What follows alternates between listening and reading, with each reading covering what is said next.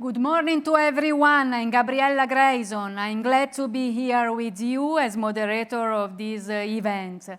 It will be interesting for me to hear your stories. In this difficult year that we have just passed, companies like yours have ensured the continuity of essential services thanks to the foresight of some past choices in the direction of digital innovation such as remote management. Today, more than ever, there is a widespread desire to have a better world around, a real, physical, more beautiful way. And so we look at the nature with a different eye now. We need to value our environment, the one that welcomed during the months when we were shut in. This is why we use new words today that allow us to feel good. Sustainability, ecology, intelligent use of energy, responsibility in the use of resources. It is not an abstract ideal, but a model of development to which everyone can contribute, starting from the awareness that every action we take has an impact on the environment. And today, more than ever, this ideal is also pursued by large companies, which is why there are so many of us who love the environment, why we are all contributing to save the planet. A real mission for everyone, because sustainability is an act of responsibility that each of us can take on to save the environment and take care of the people who will come after us. The title of today's event is Empowering Our Future. The energy transition today is fundamental, as well as digital and technological innovation. The concept of repurposing is a social responsibility action that Italgas is carrying out to play a key role in the energy transition.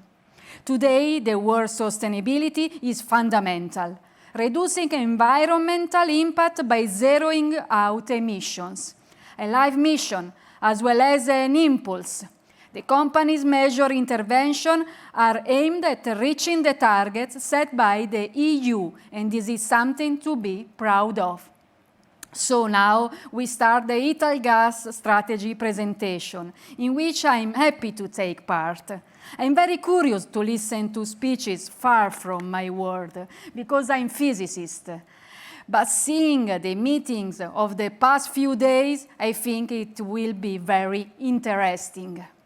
Going in one direction with the participation of all, with care for the environment around us, with care for what we love, with sustainability, inclusion, we can look to the future.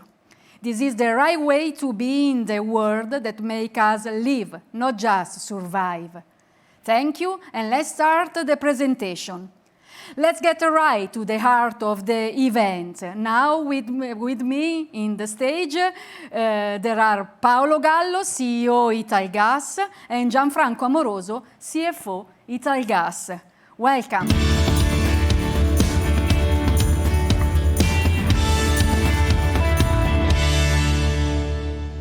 Welcome, Paolo Gallo. Can you introduce us to today's event?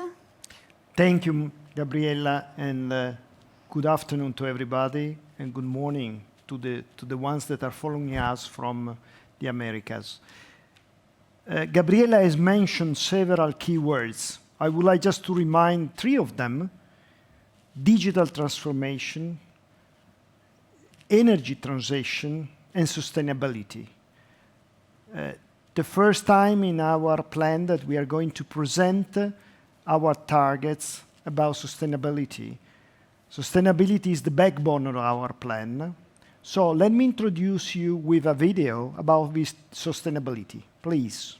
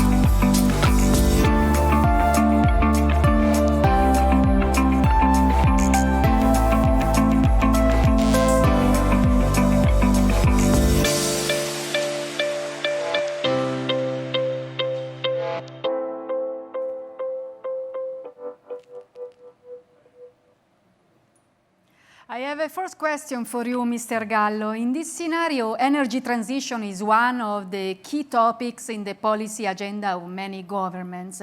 In particular, the European Union has set specific targets for 2030 and 2050. Do you think that these targets can be met, and how? Thank you, Gabriella.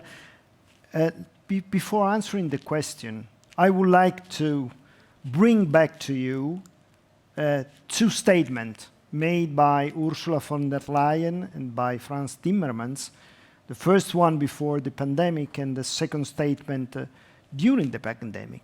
I think they represent very well which are the targets that the European Union aim to achieve by 2050. But before getting into the number, let me also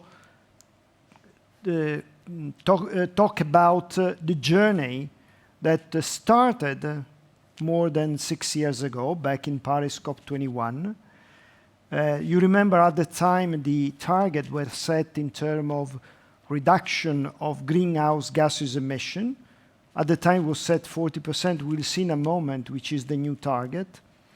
And we have been going through several discussion and upgrade about the target to be achieved.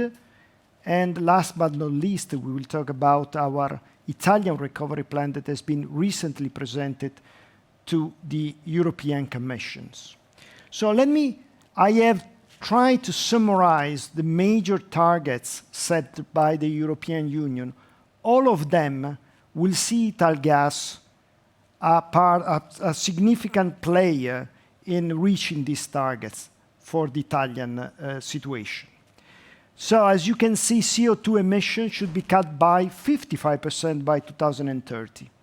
And we see also a significant target about energy efficiency. We will talk that in a moment. But I wanted to underline two other aspects of these targets. Biomethane consumption should arrive in 2050 about between 20 to 30% of the gas demand in Europe. There are different objectives among the various countries in Europe. For example, in Italy, in 2030, most of the study expect that the biomethane will pass 10% of the gas demand, of the annual gas demand in Italy. Similar for hydrogen. Hydrogen has been on the screen in the last months in a very important way, and the targets set by the European Union are also very ambitious. Thinking about nearly 15% of the whole energy mix in EU by 2050 is a very challenging demand. That's the reason why the number of investment, the amount of money to be invested to reach those targets is huge. But to me, it's not only a problem of money. It's a problem of having all the sectors cooperating between themselves to reach such ambition target. So it is extremely important that all the sector will cooperate, will leverage the existing asset to reach those targets. Let me spend, before closing the question, let me spend a few words about the Italian recovery plan.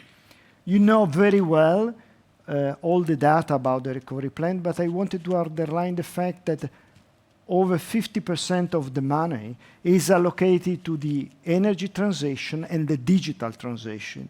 And that is extremely important because it's exactly the two pillars that is on which is based the Italgas plan. So to answer to your question, Gabriella, yes, the targets are achievable as long as all the sectors involved, gas, electric, transportation, buildings, will make their own effort to reach those targets. If one or more of the sector will just left aside, so in other terms will not be involved in that big effort, then the targets are very difficult to be achieved. Very interesting. I have another curiosity. some people claim that the world should go full electric. In this perspective, gas distribution networks seems to not have a future. How do you see it? Well, that's a question that many times has been raised to me. And I think the person that are saying, let's go full electric, is the only way to reach the target set by the European Union, is something that is not realistic. I mean, it's an easy answer, but it's also an unrealistic answer. And I will explain you why. First of all, let's see which is the perspective of the European Commission about the use of the gas and their infrastructure in the future. We are talking about 2050. So 2050, you should remember, is the date in which there should be zero emission from a CO2 point of view. So the implication for the gas infrastructure and the use of gas is what has been written in this chart. So European Commission see that around 20% of the gas will continue to be used. The 20% of the energy consumption will be covered by gas. Which kind of gas? Probably something quite different from the existing natural gas. It will be mainly biomethane, it will be hydrogen, it will be e-gases. So there will be a variety of gases to be used. And the gas infrastructure should be able to manage this kind of gases, and therefore DSO, distributor, transportation and storage should change the way in which they manage their own asset or network. And finally, as I said before, those targets are achievable only if the electrical sector and the gas sector are cooperating together. It's the concept of the sector coupling. I've been listening about sector coupling since many, many years. In reality, up to now, the cooperation between the two sectors have been very limited. If we want to achieve those targets, the ones that we have seen before, these two sectors should be effectively cooperate and leverage its own asset. But let me explain you why, in details, the gas is still needed in 2050. There has been several studies about the need of the gas, and the picture is relevant to 2040. Why there's still a need? Because the more renewable we introduce into the system, the more the electrical system is becoming rigid. The system has to recover somewhere the flexibility, especially maybe during the cold winter when wind maybe is not blowing or sun is not shining too much, and there is a need to provide energy to the final customer. In those scenarios, you see three of them, different scenarios. In all three scenarios that are different one from each other, you see that in certain peak moment of the year, in certain situations, still the amount of energy that should be covered by gas supply is still significant, and is very similar to the same picture that was taken back in 2020. So still the gas has a significant role to provide flexibility to a system that it evolves toward renewable, but it evolves toward a lack of flexibility. And we have an existing infrastructure, so we don't have to build a new infrastructure, brand new. If you look at the transportation and distribution system, we have more than 2 million kilometers around Europe. We have more than 2,000 DSO in Europe. We have nearly 50 TSO around Europe. And it's a fully available infrastructure that can manage, today is managing only natural gas, but tomorrow we can manage biomethane, hydrogen, e-gases. And this infrastructure is strategic to provide flexibility and security of supply to the energy system, to the whole Europe. So the answer to you, can we go full electric? it's a non-statement, in a sense that we need to have somewhere the flexibility that today is being provided by conventional power plant, and tomorrow will be provided by the gas infrastructure supplying different kind of gas in when is needed and where is needed. Let me talk a little bit about the two gases that I mentioned, biomethane and hydrogen. Biomethane is available today, so we don't have to wait 10 years. Biomethane is already competitive today. Biomethane is also a solution to the waste treatment. Not only it supports the circular economy. If you see what has changed since 2018, we have seen a significant increase in the number of biomethane plants in Europe in the past 2 years. And is happening the same in Italy. Still, the amount of biomethane produced in Italy is still limited. And especially if you look at the different sectors. For example, water treatment, I know quite well that sector.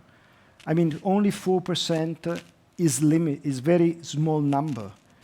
And we know the amount of the result, the mud that is coming from the water treatment that has to be treated somewhere. And the best way is to use it to produce biogas and biomethane and compost. So we will see in those sectors, especially agri-food waste and water treatment, a significant increase of biomethane. Operators will build the biomethane plant and will produce biomethane to be introduced, to be injected into our infrastructure. And that is something that is going to happen this decade in a significant way. In the meantime, we are waiting for the green hydrogen to become competitive. We have tried to map the number of projects that have been developed in the hydrogen all over the world. And we can see that the majority of the projects are promoted in Europe. So Europe is the continent that is becoming the leader in the hydrogen development. But the cost of the green hydrogen is still not competitive. We should wait probably until 2030. That is let me say, most of the studies have indicated that by 2030, the green hydrogen will become competitive. Why? For two reasons. We can see in that chart. From one side, the cost of the electrolyzer will dramatically decrease. And that's also the reason why, if you go back to the chart of the EU target, there is a number of megawatt in electrolyzer to be installed by a certain date. The more you install electrolyzer, the more the cost will drop. The second element that will help the cost of green hydrogen to become competitive is the more renewable you put into the system, the more you will have a surplus of energy. Surplus of energy when the demand of energy there is no demand of energy. So the producer, for example, or the owner of a photovoltaic plant or a wind plant, in a certain period of the day, should decide, in absence of demand, should I stop the plant or should I use the energy and should I sell the energy at a very low price to produce the green hydrogen? Is the concept of the power to gas that we will describe later as a pilot project for Italgas. But that will be the discussion. It's much better to sell the energy or to use the energy to produce the green hydrogen, because then you will have a vector that you can move around in time, in the space, to be used when it's needed. So that is going to happen when? Not now, in the next decade. In the meantime, we have the biomethane available. This is the concept of the energy transition. The transition means that you move from one scenario to another, not with a step, but with a subsequent or small steps, one after the other. That's the concept of the transition. And finally, we have a challenge as a DSO in that scenario. I would mention 3 of them. The first one is if we want to accept different gases in our network should be digital, flexible, smart. In a moment, I will explain you how. The second challenge that we have is we should support the development of the circular economy, namely the biomethane. Why? Or the green hydrogen. Why? Because the distributors are widely spread everywhere. And it's more likely that a new biomethane plant or a new hydrogen production plant will be built and realized nearby a gas distribution network. And we should be able to accept all the quantity produced, even though locally may not be accepted. There is no demand. So the flexibility that I mentioned before means that we should change the paradigm of the gas flowing from the gas transportation to the final customer. We should accept a situation where the flow of the gas is going in the opposite direction, from a point of production into the transportation, is the concept of the reverse flow. The third objective, the third challenge that we have is to reduce the greenhouse gases. And we should do it now. And I think Italgas has demonstrated that we can do that with the new technology. And that's the major effort that Italgas has carried out in the last couple of years, and we will continue to do it. It's an environmental responsibility that we have to take care, and we have all the tools, of course, innovative tools, that will help us to reduce such emissions. And it's extremely important because we can do it now. Yes, so you said that the circular economy is fundamental for the EU target, and green gases are fundamental. What is Italgas doing to prepare to those challenges and opportunities? Well, you know, we try to practice what we preach. So what we think is the right thing, we just not talk, we just don't give targets, but we try to put in place all the action to be consistent with what we say. So I will describe to you what we are doing on our networks to comply with what I said before. And the first chart that I want to show you is the concept of a digital, flexible, smart network. It's quite complicated, but it's also easy to describe. The first one, digital, what does it mean? Digital means that any equipment that is sitting on the network should be digital. There is no compromise on that. If you miss a part of that network not becoming digital, you miss a lot of information.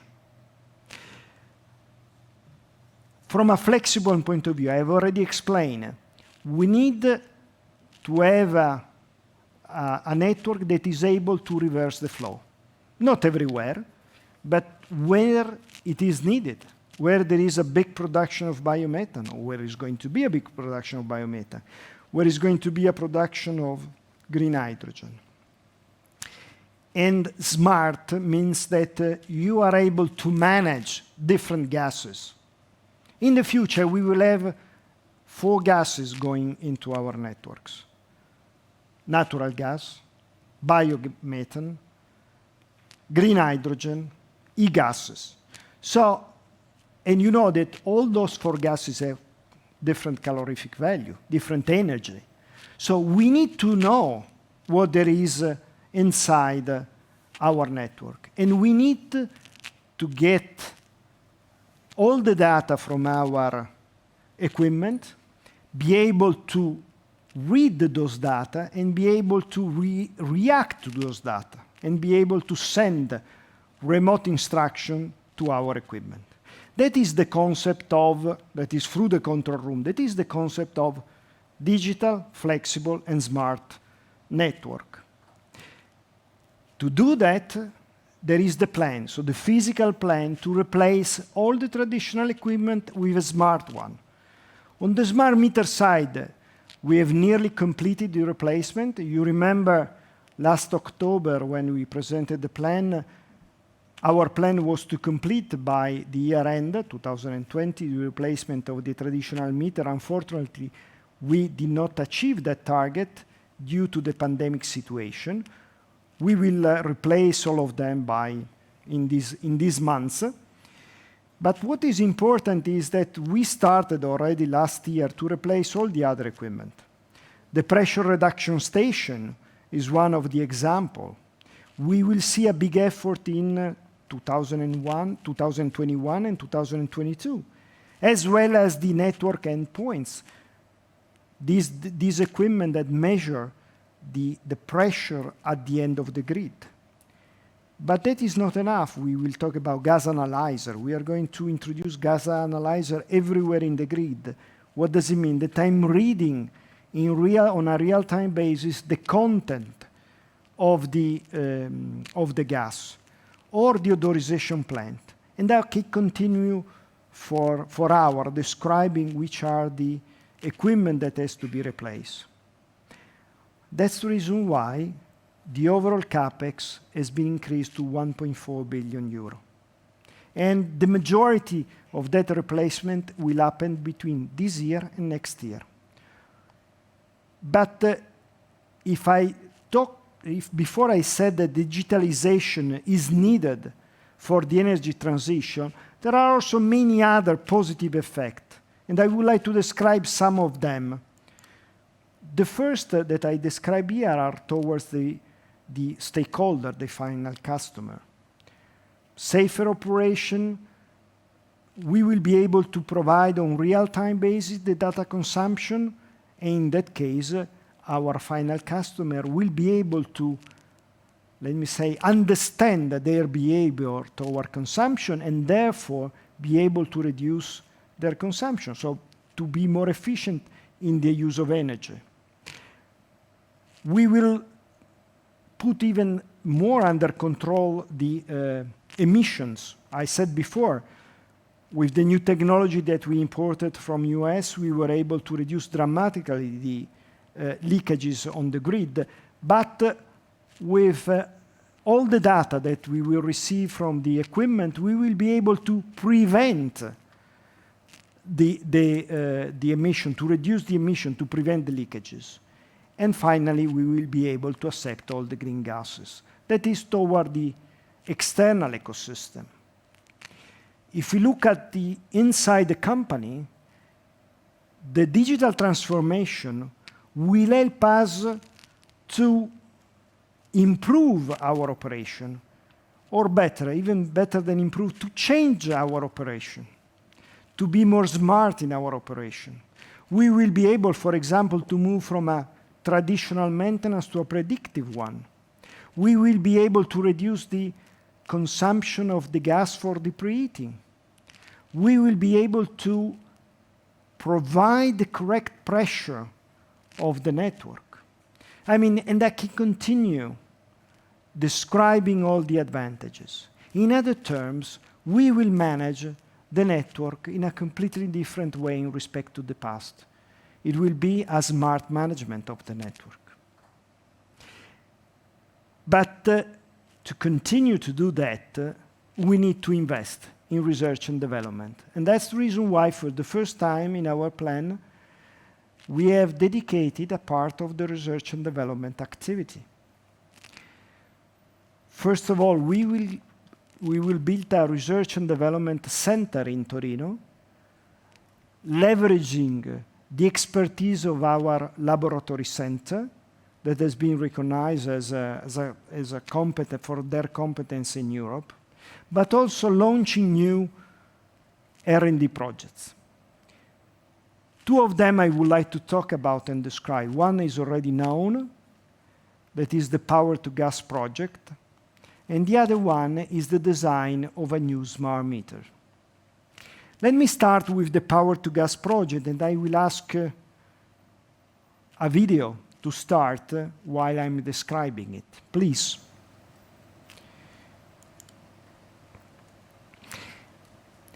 So the Power-to-Gas project that we launched 1 year ago has the objective to test the whole value chain from renewable production and the use of this energy to produce green hydrogen, the use of this energy to produce synthetic natural gas through the methanation, and then using all those gases into our network. We decided to do it in Sardinia. The reason being is that we have our most advanced network.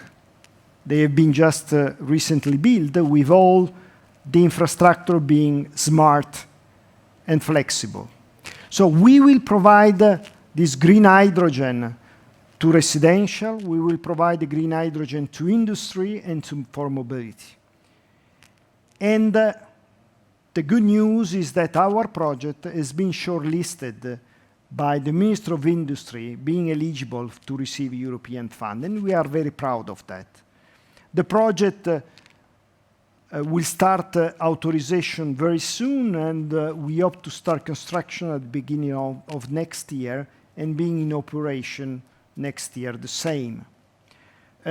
We have already attracted several other partners, from a scientific partner like the university, but also some other industrial partner. They want to participate with us in this project because it's a project, as I said before, that covers the whole value chain of the green hydrogen.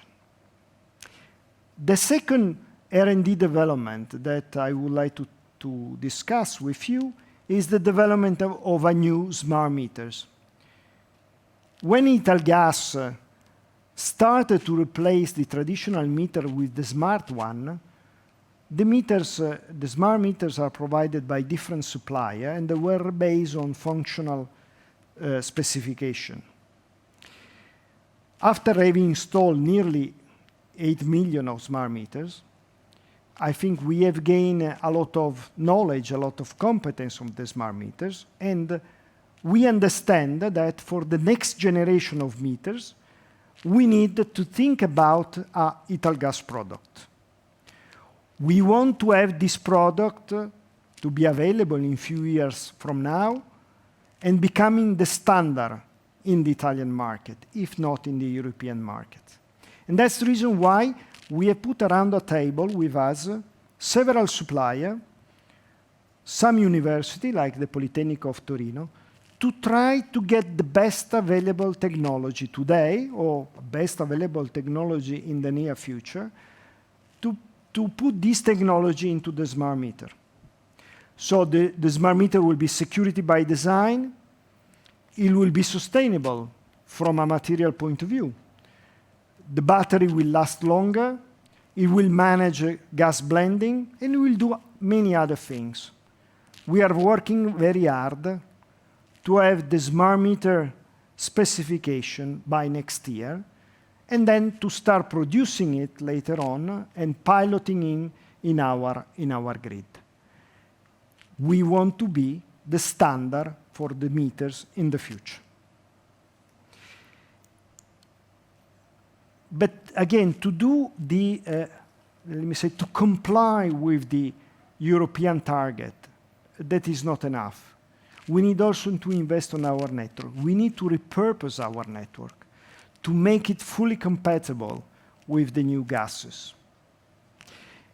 And we need also to extend our network. As I said before, biomethane plant, hydrogen plant will be maybe located in area where they are not reached by any other, if not a gas distribution. So we need to further extend our network in Italy, even though the penetration in Italy is already very high, 92%.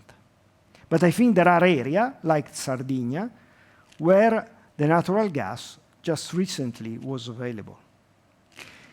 And that's extremely important because if we want to leverage our infrastructure and if we want to leverage the cooperation with the electrical system, we need to make our infrastructure available also in remote area. And that's the reason why there are 3.4 billion allocated, out of which you can see 1.3 is allocated between Sardinia and the area where we won the tenders. Let me just talk about the area where we won the tenders. You see Torino, Valle d'Aosta, and Belluno, especially the last two, Valle d'Aosta and Belluno, a region where the natural gas is not very widely spread. And that's the reason why there is 1 billion euro just allocated to extend the network. And Sardinia, the numbers has been decreased since last plan, and the reason is because we are progressively very fast in completing the network. I should recall, and we are very proud of that, that we started just 2 years ago when natural gas was not available in Sardinia.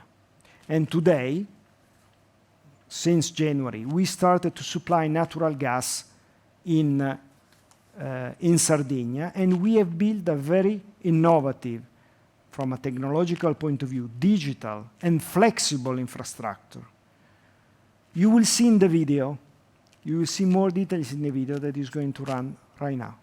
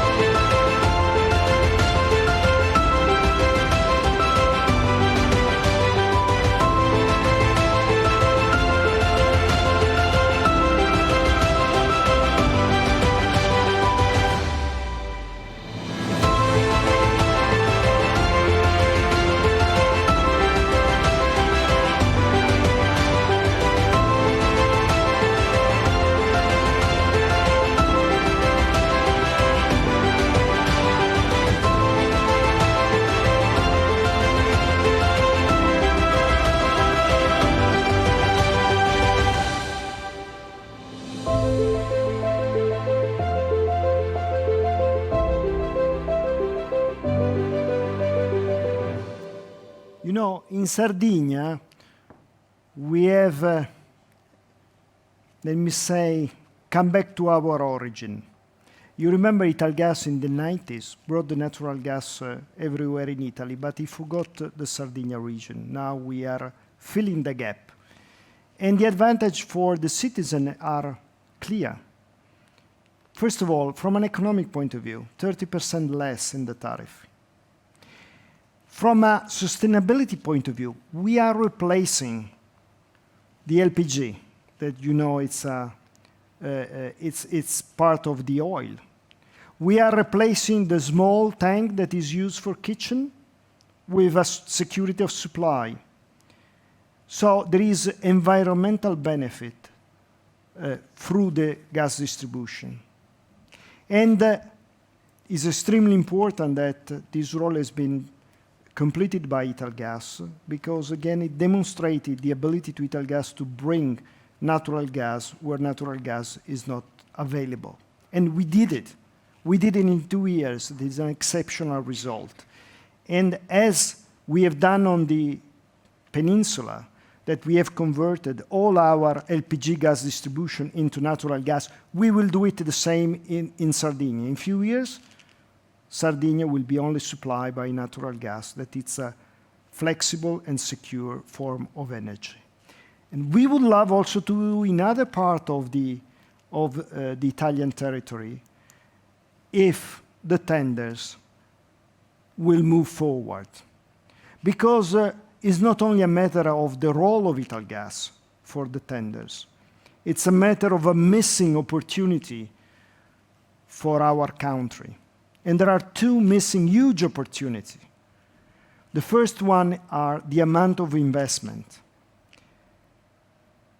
In a moment like this one, where we need significant investment in infrastructure to recover the economy, it is essential that also the tenders will be concluded, and therefore the bigger operator can invest. And that's the first huge missed opportunity. The second one is the digital transformation.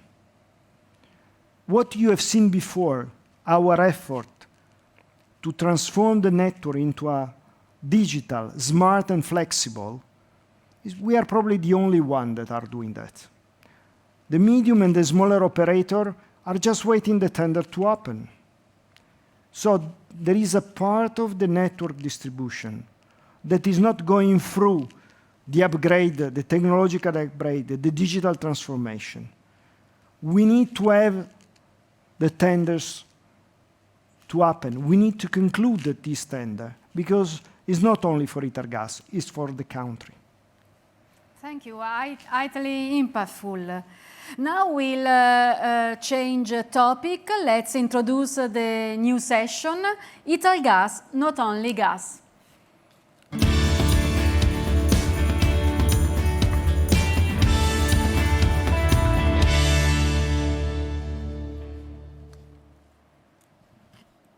You have explained your view on the role of DSOs and on the centrality of networks. It comes natural to ask if in the future you see Italgas as being engaged also in other sectors more than now. Yes, I have mentioned already the fact that the DSO role should not only be limited to the gas distribution, but should involve, thanks to the local presence, also some other sector, like promoting the circular economy or promoting the energy efficiency. And I would like to stay one moment on the energy efficiency. I think most of the people that are listening today recalls that in 2018, Italgas acquired the first company, the energy efficiency company called the Seaside. And from that point on, we started a long journey for which we are seeing today already the first result. But before getting to our numbers, let me just give you an overview of the energy efficiency sector in Italy. I have already said that it's highly fragmented. So it's very similar to the gas distribution like it was some years ago. But what is also important is that the energy efficiency, remember the target set by the European Union, is not easy to achieve if some sectors are left behind. And you can see in this chart that transport, residential, services is industry, and probably industry, the smallest one, are playing an important role in achieving the objective. And the first one is sector. But we should say that the most important one is the residential sector. But we should say that more than 60% of the houses in Italy are older than 45 years, and 1 out of 4 have a very low energy efficiency index.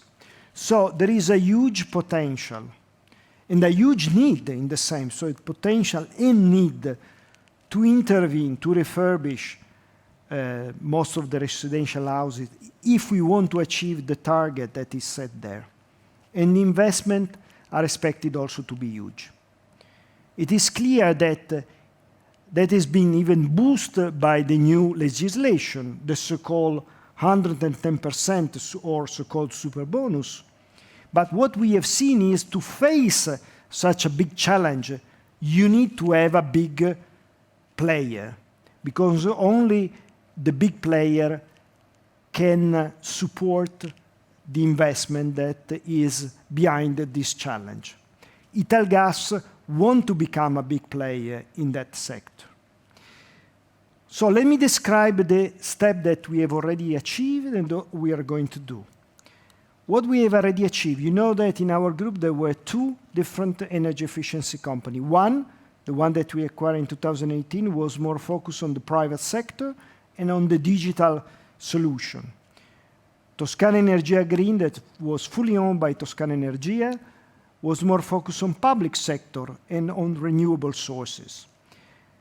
We put them together, and the result is not like you normally say 1 + 1 = 2, is 1 + 1 = 3, because they were very complementary.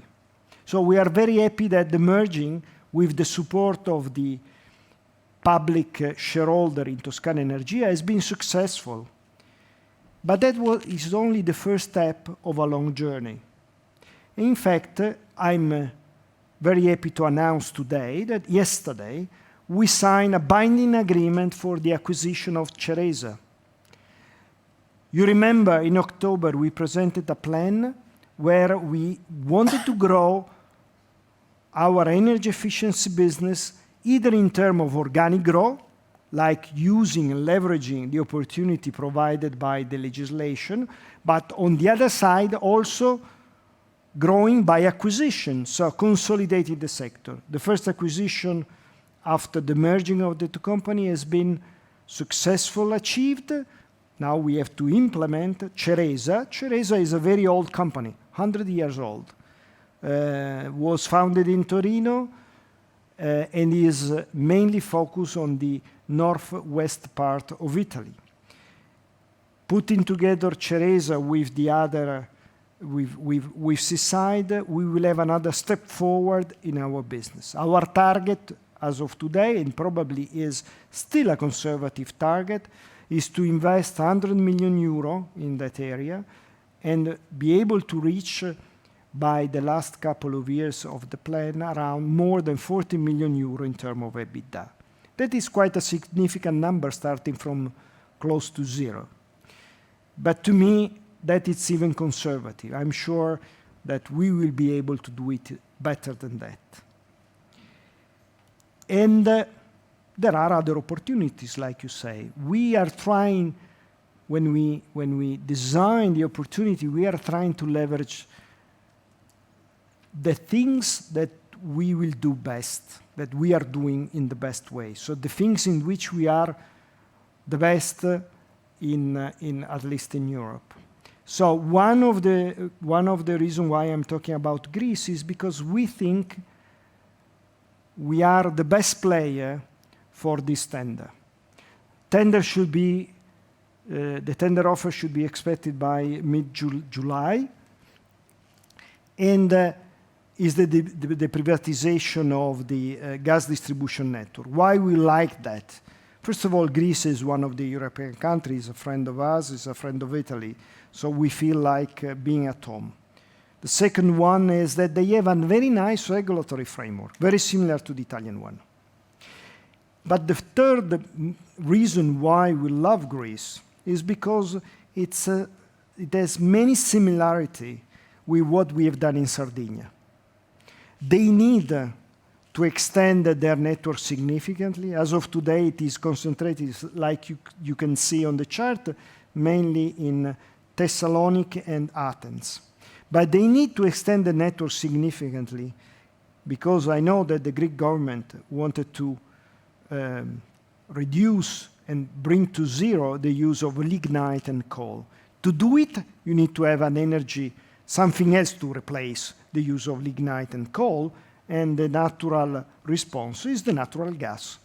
But they need to extend the network. So they need an operator like us that is able to invest, that has an engineering capability, that has all the competence to develop not only a new network, but a digital network. That is the second part. So Greece looks like, in a bigger size, the journey that we have done in Sardinia.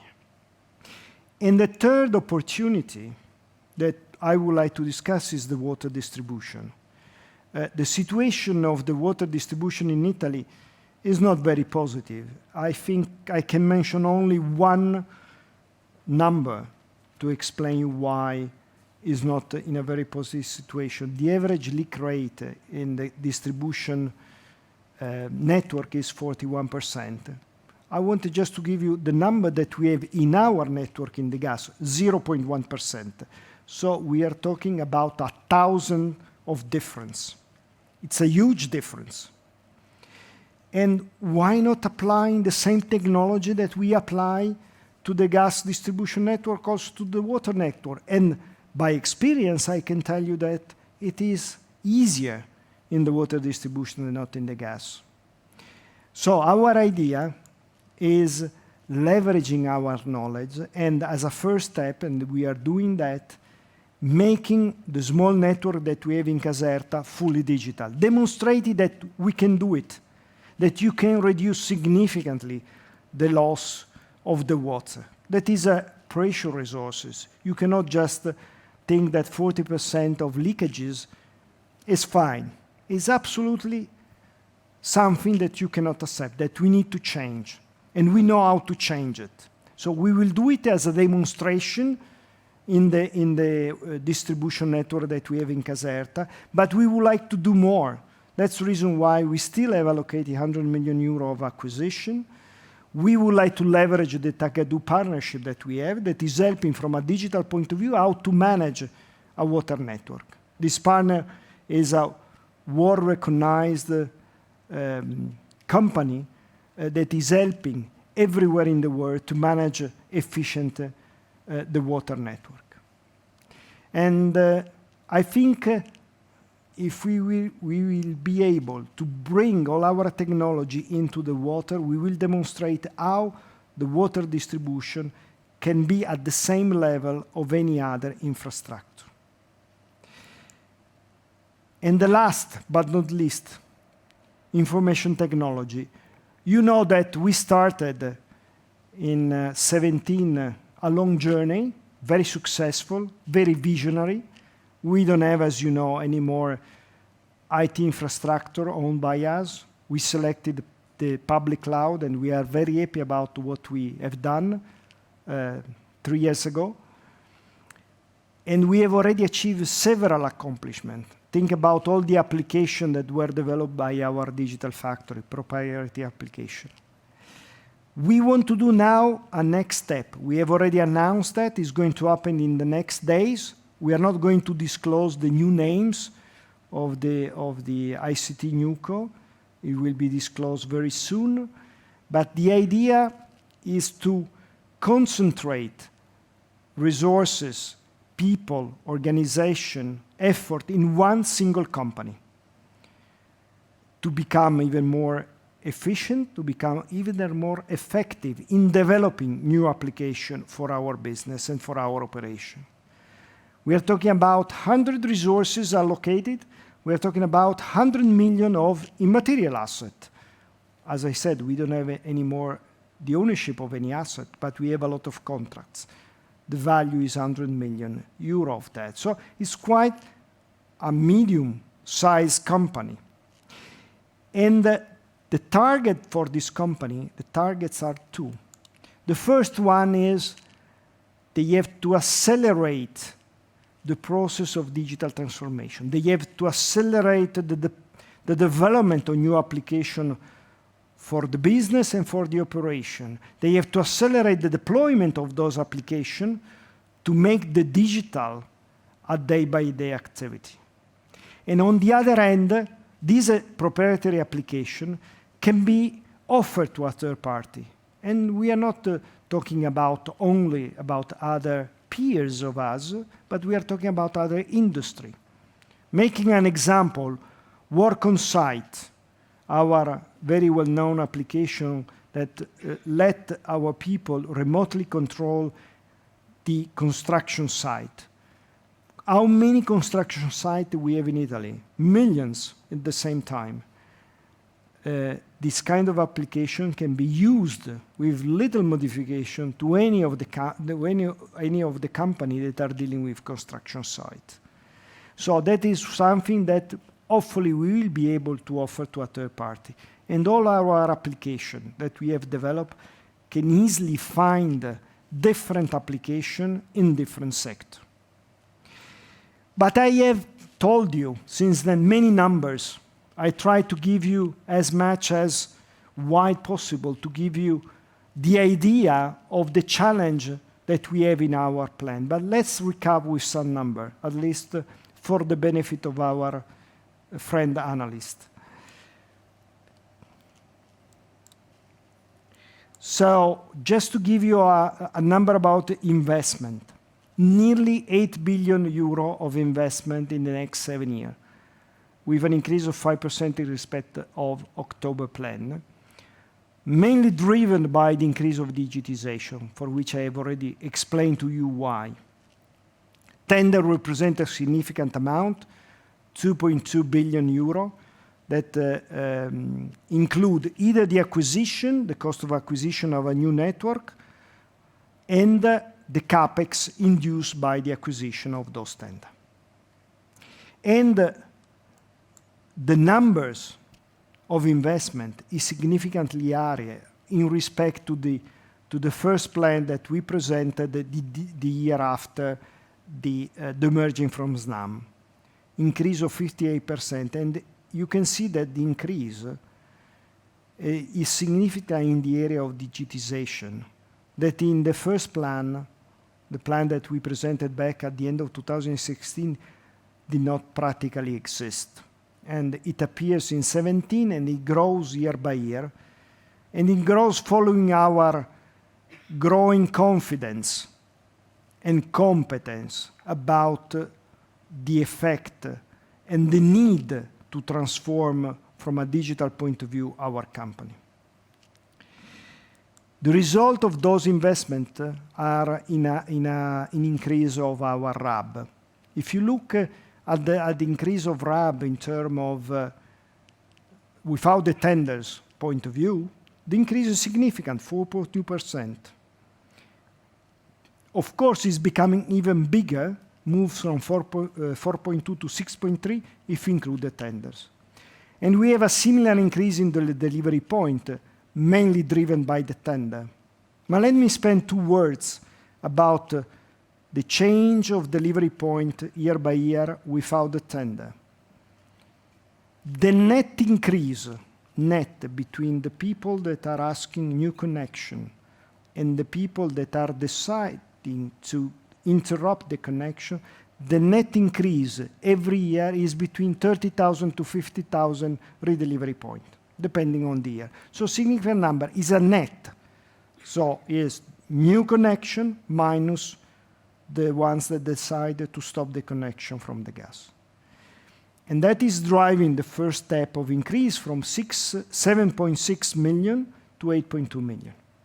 And of course, with the tender, with the increase of the market share, we are arriving nearly to 10 million redelivery point. And before giving the floor to Gabriella, I would like just to close with an important chart that is the first one that we have seen ever in our plan. The targets about reduction. We have seen in the introduction, you remember, it was shown minus 30% in CO2 emission, minus 25% in the net energy consumption. The main difference is we are declaring a target in 2027 in respect to 2020. This target has been calculated as a sum of the action to be taken and delivered during the plan period. So it's not a general target. It's the target that is coming from an exact calculation of what we can do, and I'm sure we'll do it better, what we can do in order to decrease the CO2 emission and to reduce the energy consumption. You see that the majority of CO2 emission will come from gas leaks.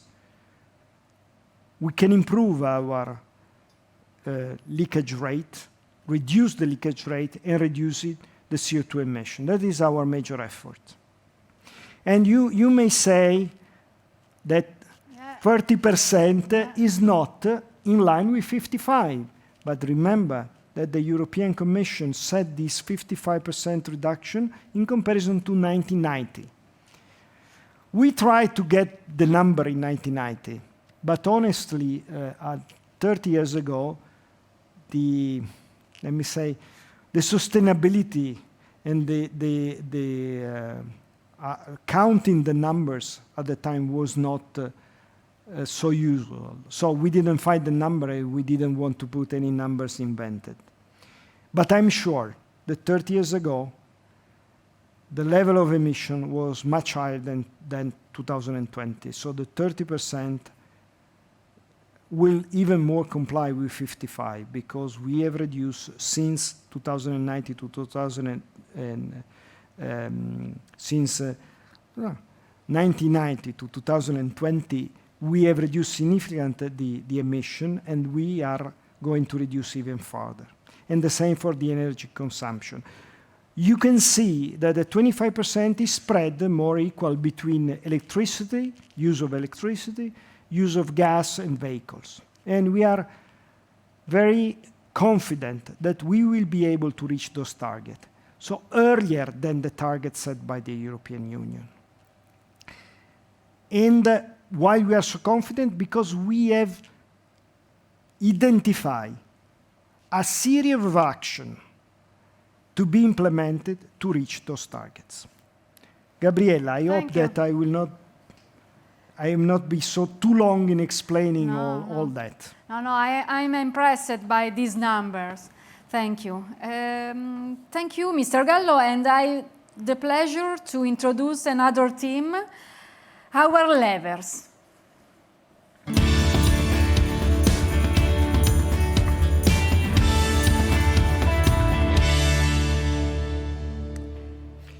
Mr. Gallo, you comprehensively illustrated an important plan of about 8 billion euro.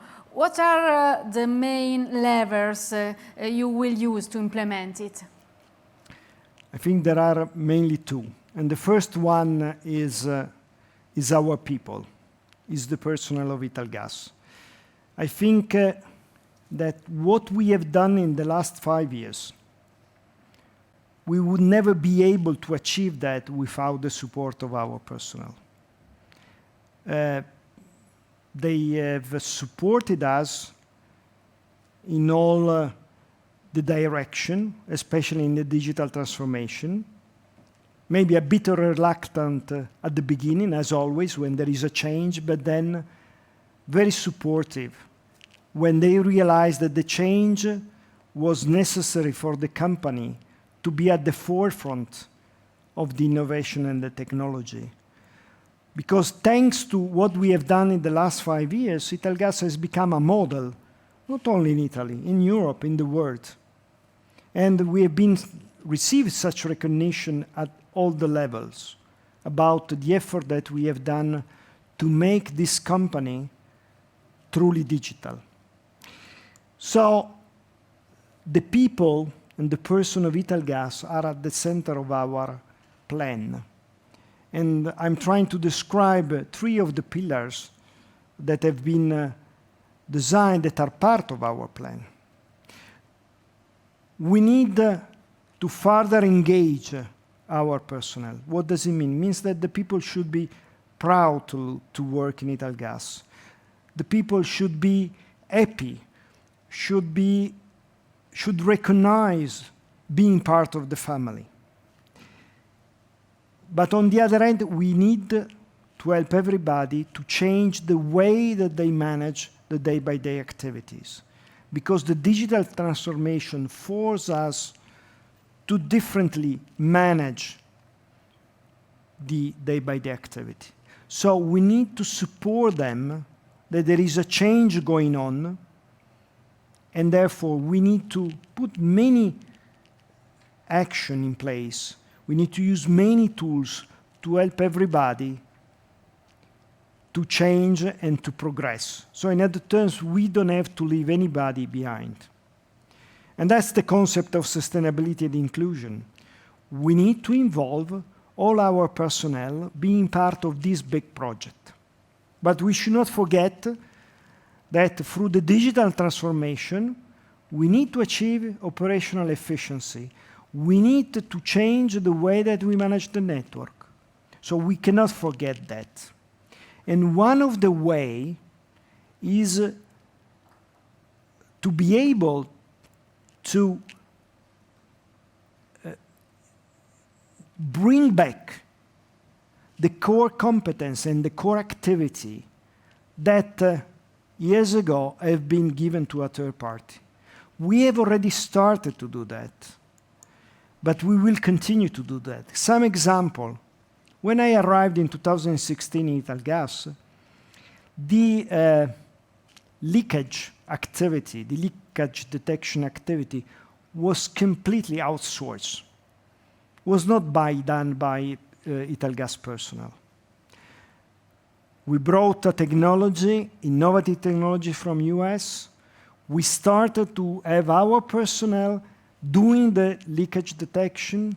We trained more than 200 people to do it. And now we don't depend to anybody. It's completely in-source. And we have the largest fleet in the world of vehicles that are doing gas leakages detection. Why was it so important, for example, this operation? Because going back to the target given by the European Union, reducing of greenhouse gases emission is paramount. And therefore, to do it, you need to do it with the best technology available, with the best people available. And the same for the other activity. What we would like to do in the years to come, in the next couple of years, is to do the same thing for the engineering. Facing the Sardinia project, we realize, but not only the Sardinia project, also the tenders activity, we realize how it is important to keep the governance of the engineering in-house.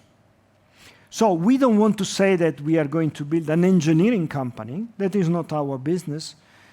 We will continue to get the support from the engineering company, but we want to have a governance inside the company. We recently reorganized the engineering and construction activity. We have a very young female that is running it, and we are very happy, and in a couple of months, we will be able to get again back the governance of the engineering. And that's extremely important. Thinking about Greece, it's going to be the same. We need to engineer the new grid. We need to build the new grid. We need to have a strong governance about the engineering. And then introducing all the digital equipment, we know that we need to manage, for example, the maintenance of the digital equipment. One example is the smart meters replacement. We have built a proprietary application that is managing that, but we need the people to do it. So the concept here is, because our people are extremely important to support the plan, to support the objective, to support the targets that are set in the plan, we need to have the people managing the core activities. And we need to have the people with the core competence. And that's the reason why those are many of the targets that we have set. That's the reason why in our plan we have more than 600,000 hours of training. But to me, I mean, this number may not tell you something, but think about the numbers of hours of training per employee per year, nearly 40 hours, means 1 week. One single week per year that is devoted only to training. So it's a huge number if you think about. So, and that is not the only target, as you can see. Gender equality, the age of the personnel, we need to have also young people to support the digital transition. And all the other stuff that you see, the ambassadors that are helping us to make the people one single family with the same objective, with the same target to be achieved. That's an extremely important lever But the other one, Gianfranco Amoroso, our CFO, will tell you about the other level. Please, Gianfranco. Thank you, Paolo. Let me start pointing out the concept that financial strategy is a key source of value creation for us. And also in this strategic plan, this element is confirmed. First element is our cash flow generation capability. This is really key. It has always been like this. It is confirmed. You can see in the chart that our operational cash flow covers entirely our organic CapEx and pretty entirely our dividends across the business plan. What is new are the target, as Paolo said, sustainability target allow us to approach the market of sustainable funding sources.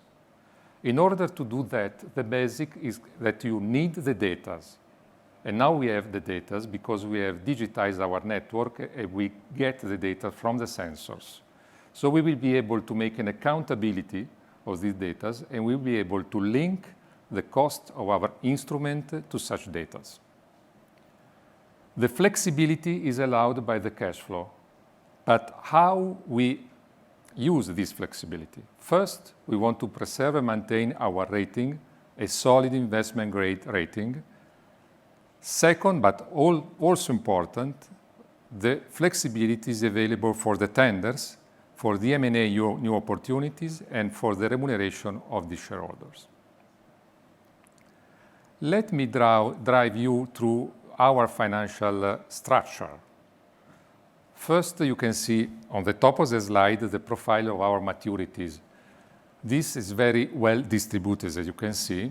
It's the result of the transaction that we have performed recently in February. We made a buyback of our bonds and we made a new emission, benefit for our very competitive condition and extended the average tenor of our portfolio. We have made also pre-funding, so we have now a significant amount of liquidity in order to make a pre-funding of the financing needs of our plan. We have a very low exposure to volatility in terms of interest rate because our debt is 98% fixed rate. The result of all this is that our cost of debt is among the lowest in the sector, around 1% across the plan. Credit metrics are linked to our credit profile. As you can see on the left, the very important ratio of net debt over RAB. We remain across the plan well below the upper limit of 70%. There will be, of course, a peak in the years where the tenders are more concentrated. After that year, you will see a decline and will end more or less at the same level of now, which is 61%. On the right, the other very important indicator, which is the ratio between the fund from operation and the net debt. This is a proxy of our cash flow generation. To give you an example, consider that our cash flow on average represents 10% of our RAB each year. You have seen with Paolo the growth of our RAB at the end of the plan approaching 12 billion.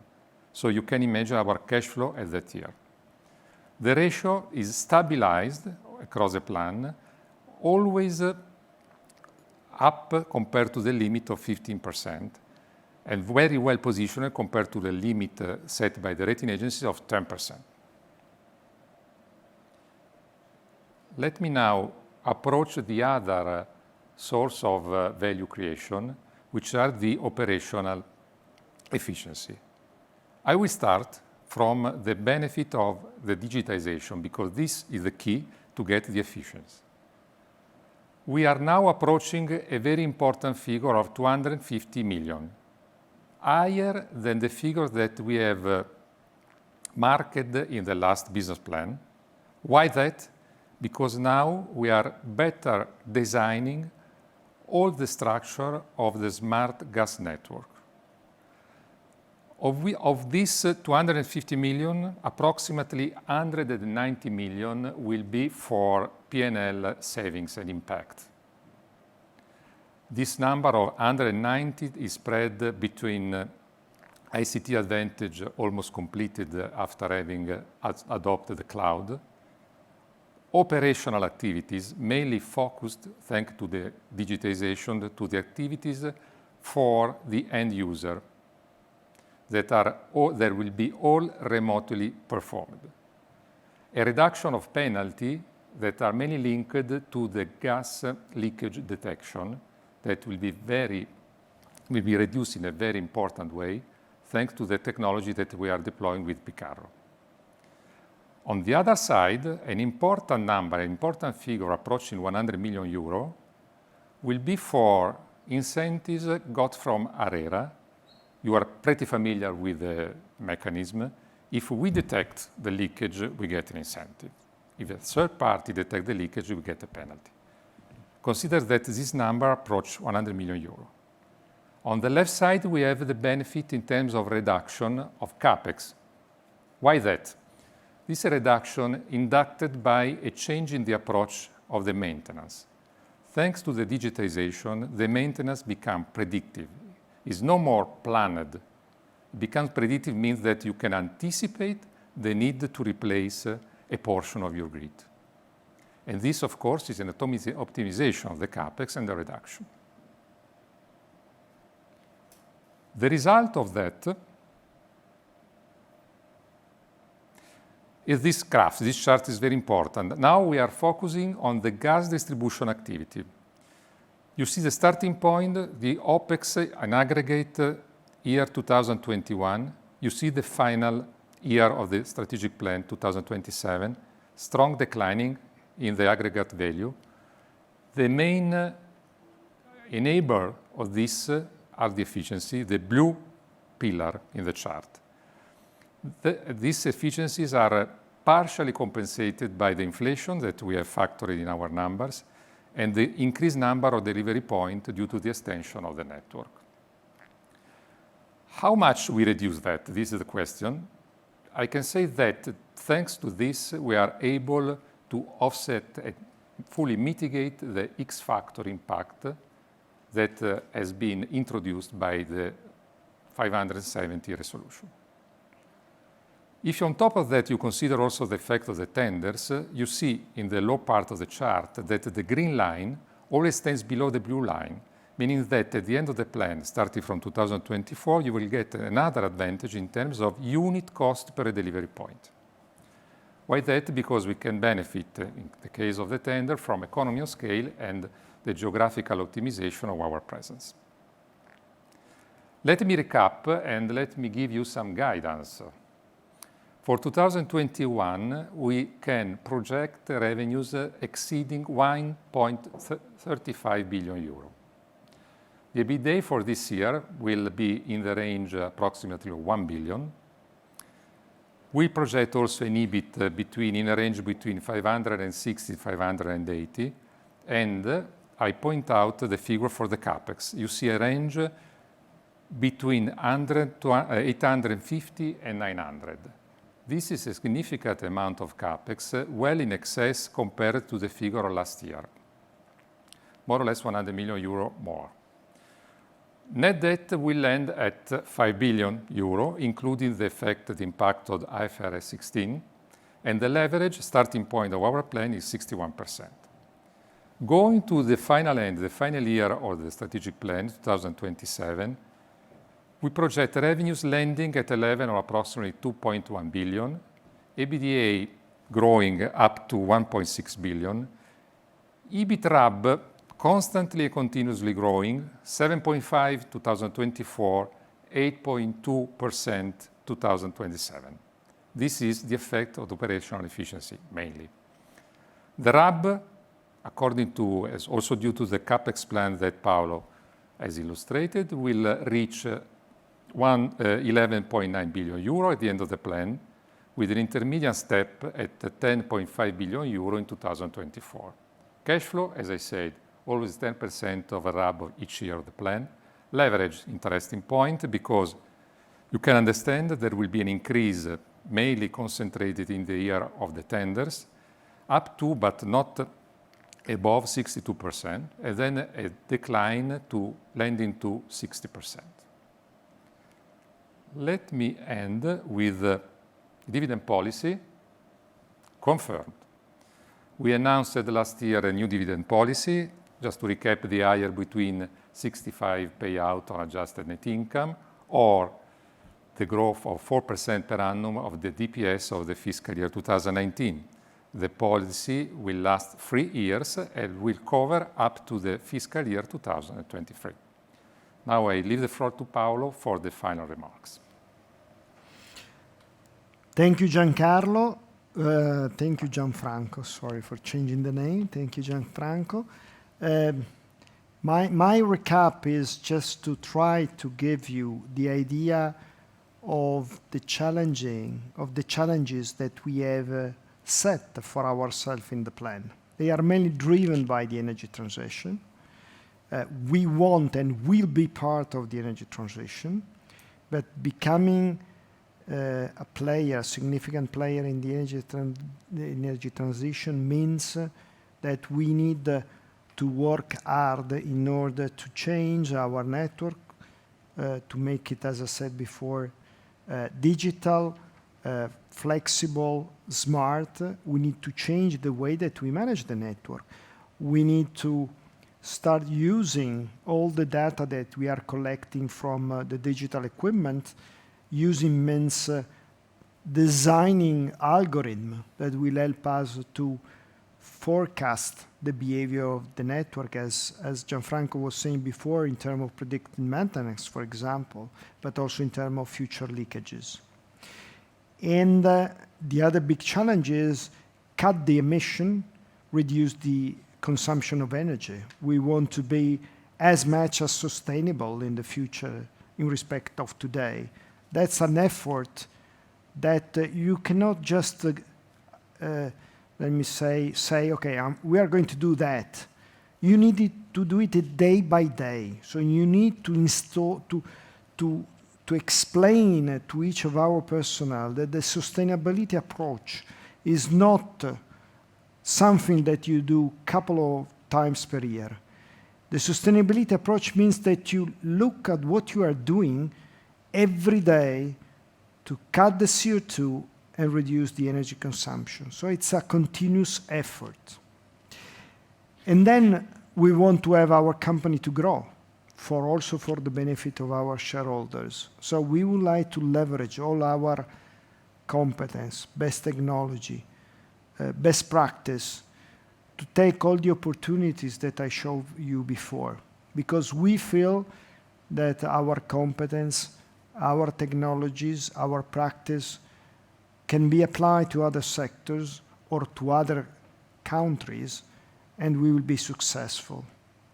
And as Gianfranco was explaining to you, we need to back up all this effort by a solid financial strategy that will be even more than before focused on the sustainability also from a financing point of view.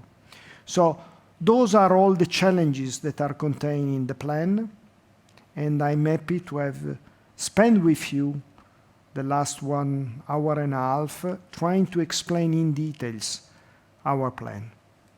Gabriella, the floor is yours now. Yes. Congratulations, Paolo. Congratulations, Gianfranco. You have made finance a very enveloping topic.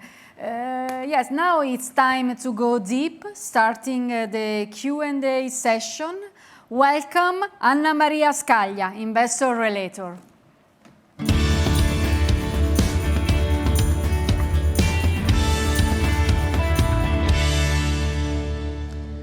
Hi, good afternoon everyone, also from myself. So we are ready now for the Q&A session, as usual, through the phone.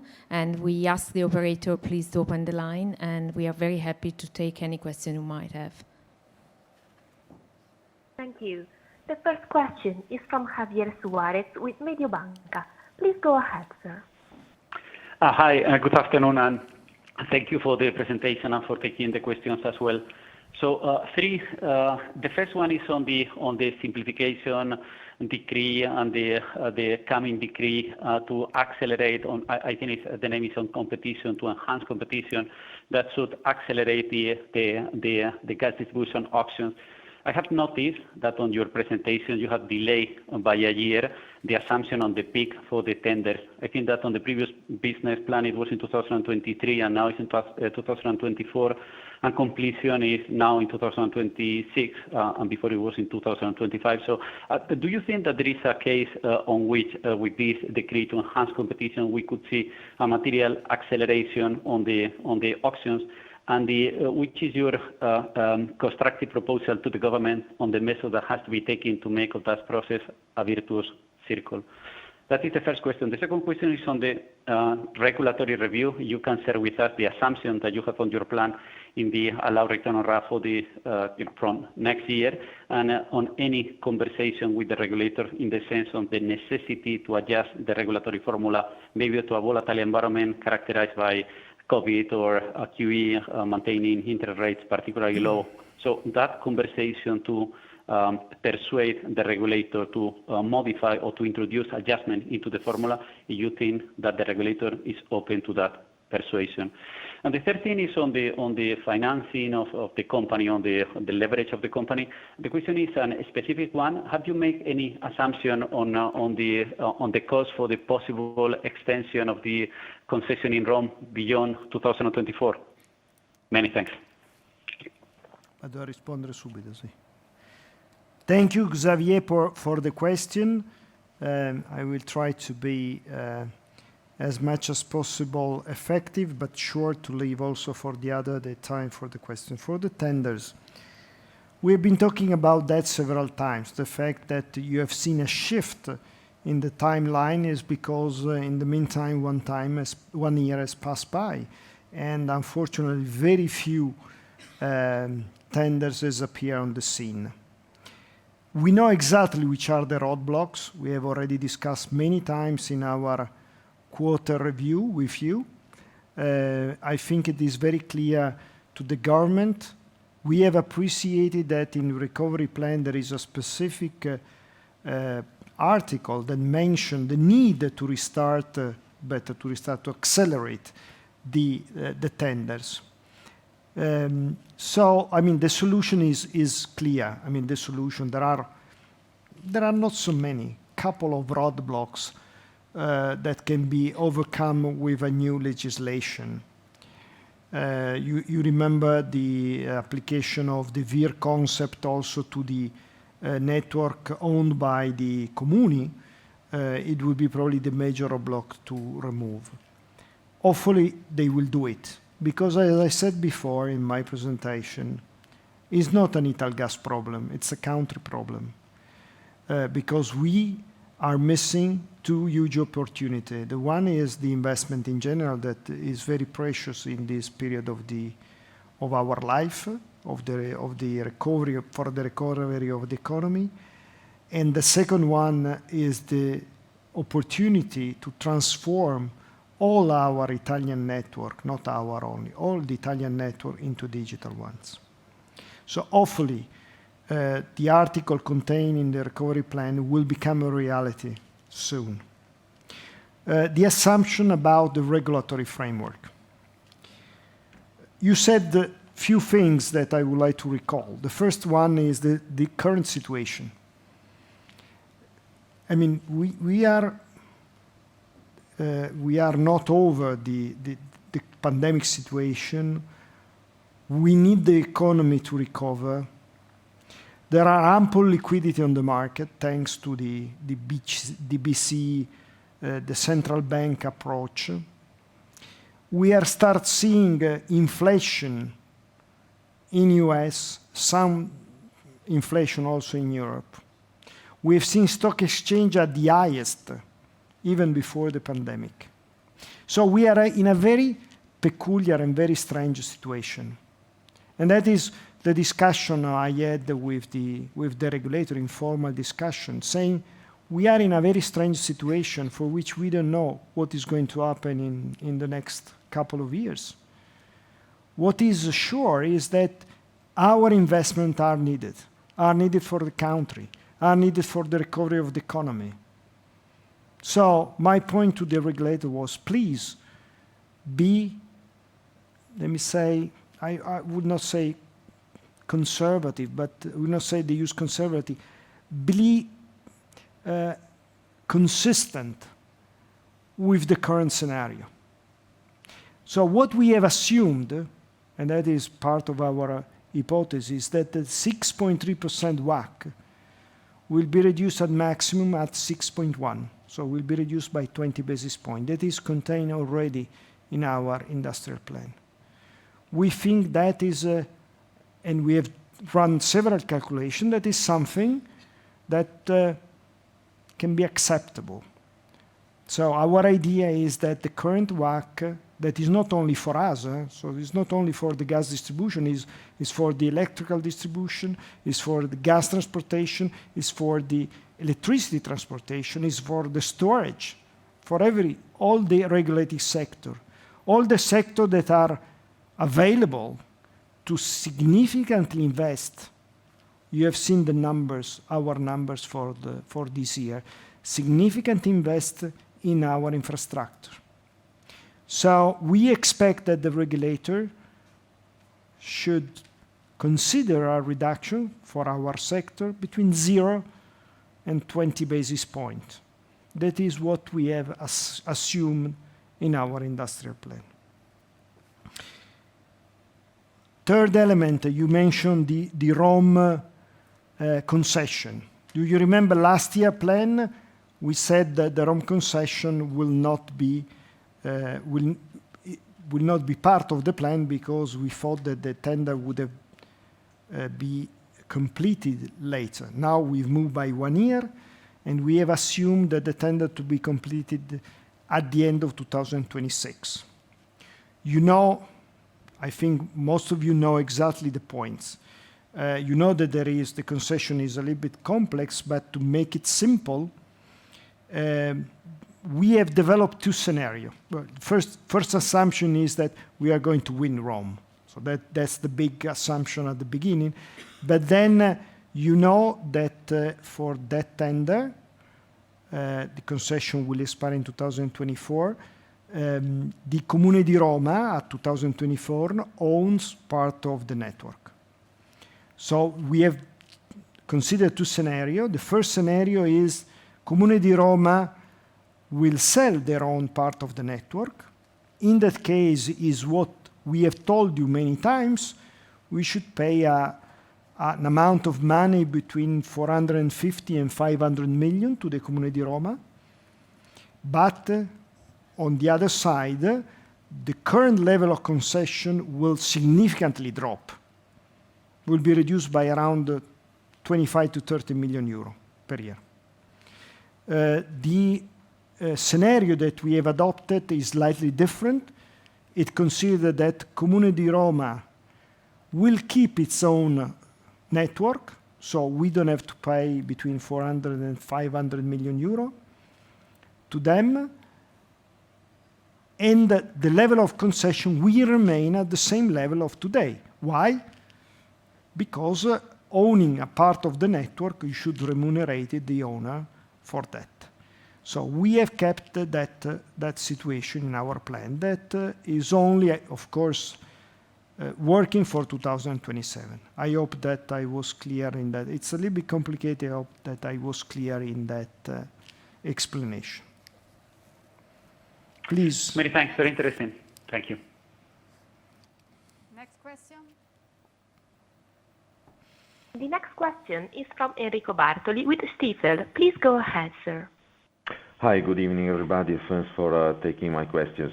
The first question is related to your targets for 2027, so the 2.1 billion revenues and 1.6 billion EBITDA target. If you can provide us the contribution that you assume there from the tenders and from M&A. A second question is regarding the inflation assumptions that you have in your RAB evolution, if you can share them with us, and also in general on, let's say, the inflationary pressures that we start to see at global level. If you expect that an increase in inflation will have an impact also on your capex plan, and how the inflation is protected in your supply agreements, and if eventually the increase in the unit cost would be translated into RAB. The last one is regarding slide 21, when you share the possible uses of hydrogen and biogases in your network. Just curiosity on you highlighted the possible use for residential buildings like water, cooking, heating. If you can update us on your view on the technological development on these possible uses and what is the state of the art at this moment. Thank you. Gianfranco, you can answer Okay, the we'll first take the question. first question about the breakdown in 2027. The contribution in particular from tenders, other business and M&A. I will give you some reference percentage. In terms of revenues, the contribution of tender will be around 12% of the total revenues. The contribution of other business will be 10% of the total revenues, and the M&A will count for 2 or 2.5%. This in terms of revenues. In terms of EBITDA, the tender will count for more or less 200 million euro. The other business will count for 60 million euro, of which 40 million, as we've seen, are for the energy efficiency, and the M&A, the residual 40 million euro. All the remaining are the figures for the base activity. Second question was about the inflation of the RAB that we have considered in the plan. We have considered an average inflation of the RAB, the deflator, of 1.8. The inflation embedded in our plan is in average 1.6. I think the point is the protection. So you know that our RAB is updated every year by the inflation through the deflator component.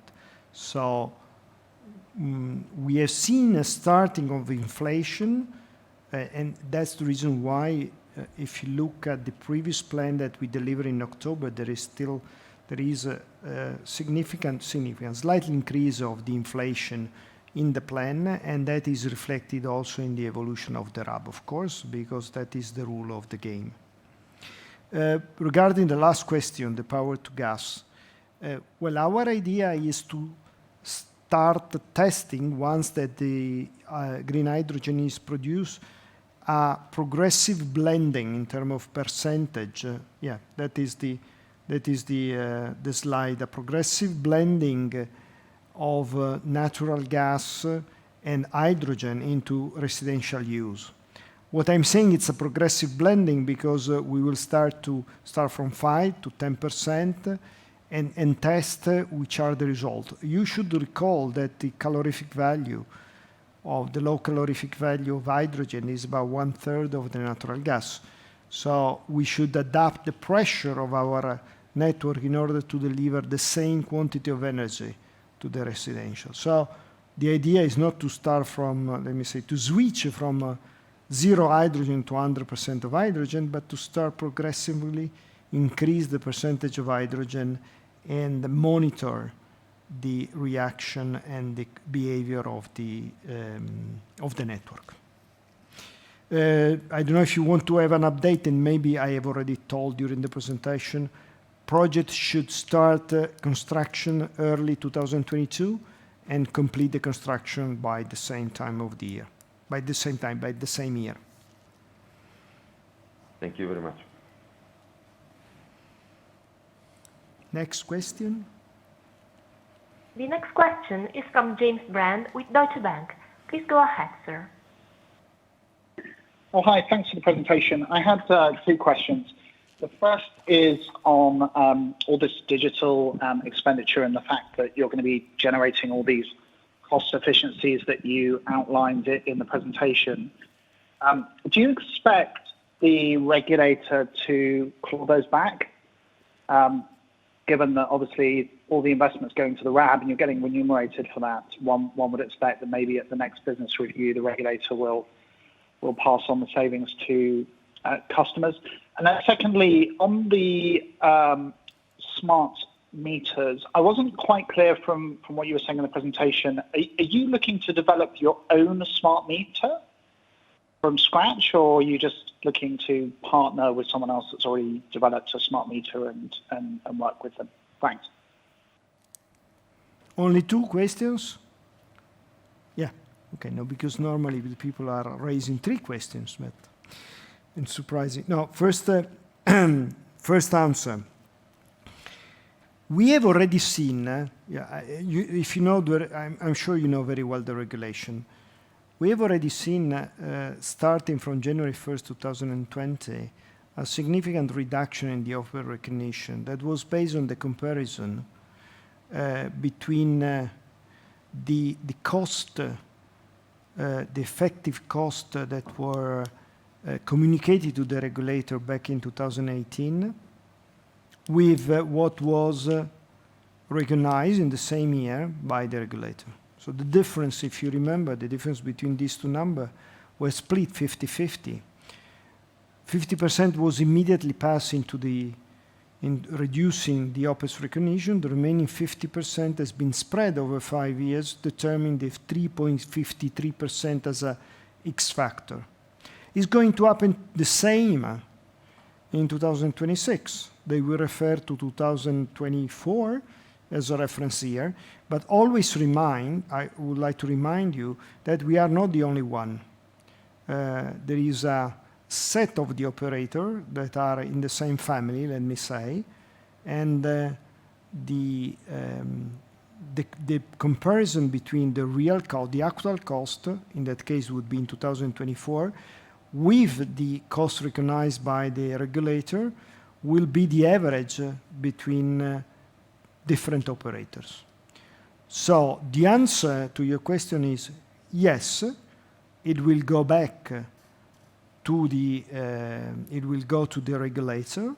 There will be a clawback, by the regulator with probably the same rules, 50% the following year and 50% spread over 6 years. We have already included that in the plan. We do not expect to see the same number as 3.53%, so it's lower than that. It's a little bit above 1%, because we think that we are able to bring efficiency, but not all the operators. So there will be a mix, a blending, let me call a blending between our efficiency and other efficiency. Regarding the smart meter, I don't know exactly what you mean your own smart meters. What we are doing, we are working with several suppliers in order to have one unique smart meter, also in terms of shape, let me say, in terms of components.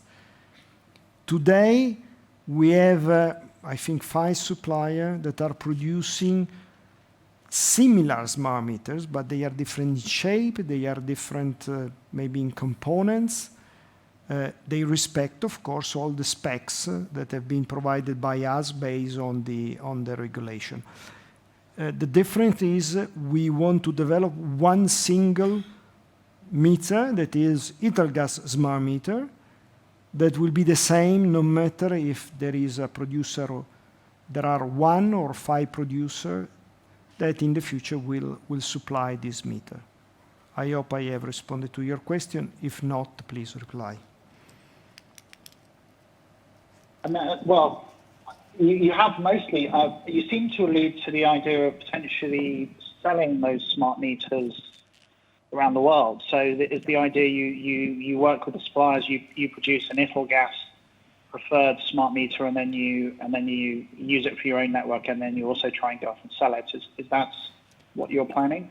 That is correct. Not selling us, but establish a standard for the Italian market and maybe for other European market. So we will never produce the smart meter. So that to be, we will never produce. That involves you setting up a joint venture with the supplier, is it? Is that how you envisage doing that? Yeah, let me say license our suppliers. So The smart meter will be proprietary of Italgas from a concept point of view. It will be licensed to the supplier to let them produce, and we would like to create a standard in our industry. Okay, thank you very much. Next question. The next question is from Roberto Ranieri with Intesa Sanpaolo. Please go ahead, sir. Yes, good afternoon, everyone, and thank you for the presentation. I have two questions. First one is on both on ESG subjects, actually. The first one is on your new business plan, which I see as very ESG oriented. So I'm wondering if this strengthening in your ESG strategy and energy transition is going to give you some advantages in terms of, or confirm your position in terms of relating to the EU taxonomy. This is the first question. And my second question is for Gianfranco. And by the way, Gianfranco, congratulations for the new appointment. The other question is on the cost of debt. This strengthening of the ESG strategy is going to give some advantages in terms of lower cost of debt versus your assumptions in the business plan. Thank you very much. I will respond to the first question.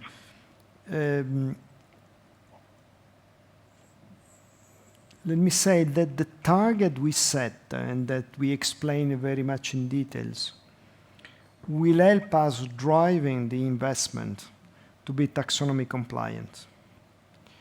It is clear that the most that you invest in reducing the CO2 emission and in reducing the consumption of energy is taxonomy compliant by definition. And in fact, a preliminary calculation as of today, considering that we have financial investment, that you have the IFRS 16, so all the stuff like that shows us as a preliminary that more than 60% of our investment are taxonomy compliant.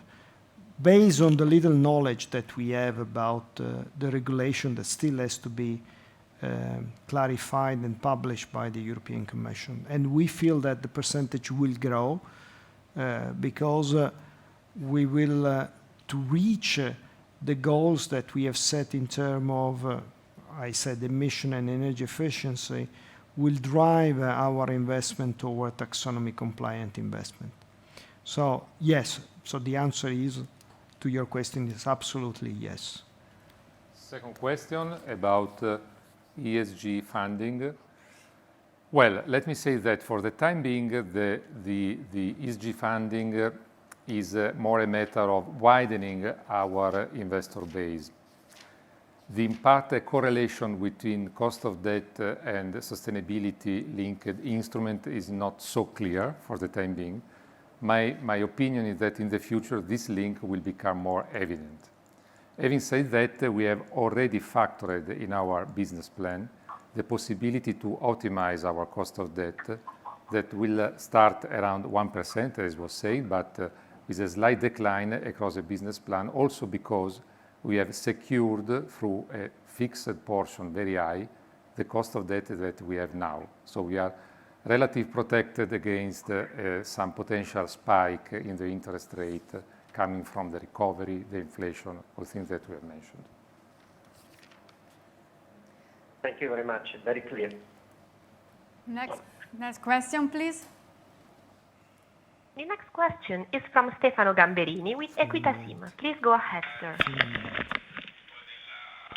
Good afternoon, everybody. A few questions also from my side. The first, coming back on the tenders, if you can explain a little bit more about your assumption at the slide 25, because I noticed that the number of tenders I think that should be awarded, I don't know if it's in the slide there is the kickoff or the awarded of the tenders decline in 2022 compared to 21. Just if you can help us to understand this a little bit better.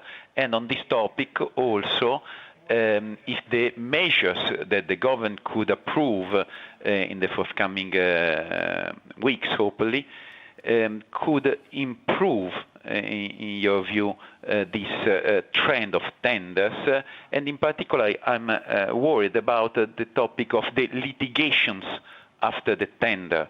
So how could we reduce this problem in order to accelerate the awarding of the tenders? The second topic is still on taxonomy. Could you elaborate a little bit more? What are the criteria are you using in this moment to consider if these investments are eligible or not, considering that the European Union is still working on the topic of gas assets that could be included or not in the taxonomy? And the third is regarding your targets. Could you give us the same spread, the breakdown, sorry, on 2024 as well, considering the like-for-like situation, considering the new acquisitions and the new businesses? And if you can link this also, if you can do some consideration compared to November targets, where in 2023 the EBITDA was in the region of 1.2 billion euros with a RAB similar in the region of 10 billion. And if I may, just very quickly, first one regarding the RAB deflator in 2021. Are you experiencing an increase of raw material cost for your capex, and so could we have a positive surprise in RAB deflator just for 2021 in your view, or at the end of the day it should be in line with this 1.8% that you have for the full plan? Thanks a lot. Sorry for many questions. On the tenders, let me explain, and if somebody will show also the chart, so it will be easier. It will be easier to explain the numbers. If you sum up all the number, you will not find 7.9. So the first point, and I think that is your question. Why? Because there is a overlap in 2023 and 2024 of the M&A in gas distribution and the tenders. So in the scenario that we have developed without the tenders, that was shown to you in terms of RAB growth and redelivery point growth, there is the full M&A activity, that is the 400 million euro. But part of this 400 million, a little bit less than 200 million, is allocated in 2023 and 2024. So with the tender scenario, this amount that is slightly below 200 million is disappearing, but is absorbed by the tenders. Why? Because if the tenders are going in the direction that we hope, so to be consistent in 2023 and 2024, there will be no more M&A. We will not be interested to buy new grid, new network, or new company while there are tenders going on, and the same way the others we are not willing to sell while the tenders is going on. So that's the inconsistency. That is not an inconsistency, but that is the consistency that maybe you have seen.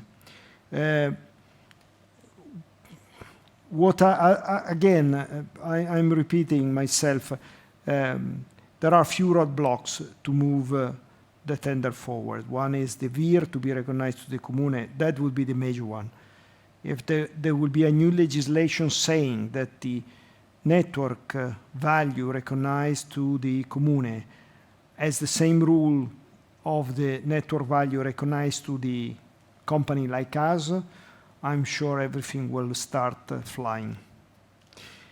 Litigation, that's to me is the Italian problem. It's not the problem of the tender.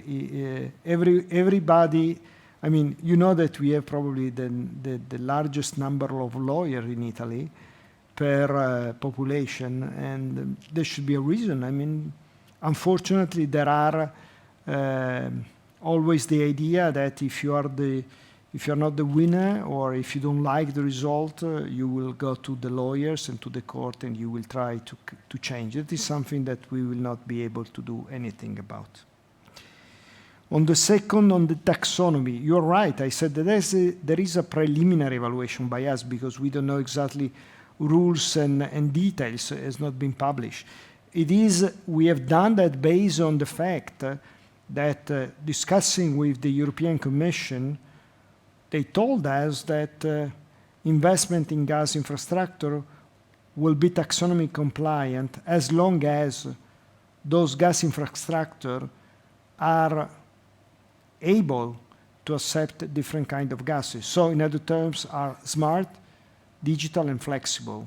That is what the Franz Timmermans cabinet told us in a discussion we had with the Gas Distribution Association for which I am the chairman. So we based our evaluation on that. We will see later in the detail when the European Commission will publish the document on gas infrastructure if we have been conservative, for which I think so, or not. For 2024 question, I will pass the floor to Gianfranco. Sure. I will give you the same breakdown in terms of percentage of total revenues. The tenders will count a little bit less than compared to 2027, of course, around 10%, while the other business, mainly, I would say, energy efficiency and water, will be around 10% of the total revenues, and the M&A around 2% of the revenues. Then you know the profitability of each activity, you can derive the figure for the EBITDA. I mean, I think that the RAB deflator in 2021 in our plan has been set at 1.2%. Because we feel that we will see some inflation coming as is happening right now. Okay, thanks a lot. Next question, please. The next question is from Bartek Kubicki with Societe Generale. Please go ahead. Hello, and good afternoon. 3 questions from me, please. Firstly, I would like to ask you about meters. I remember you used to say that you will see significant OpEx efficiencies once all the meters are installed. You are about there.